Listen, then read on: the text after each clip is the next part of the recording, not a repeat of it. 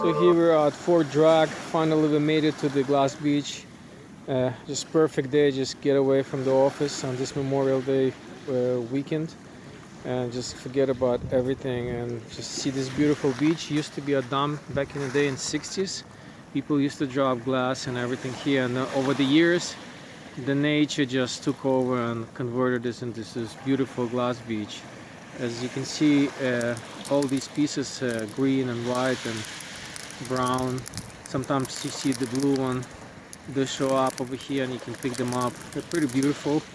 And this is the ocean, and basically it converted all of this into a beautiful glass beach. The water gets all over here.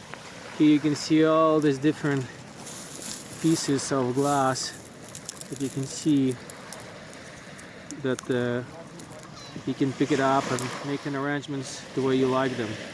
It's pretty peaceful and beautiful over here. People come here from all over the place. So if you never been to Fort Bragg in Northern California, come and visit this beautiful beach, glass beach at Fort Bragg.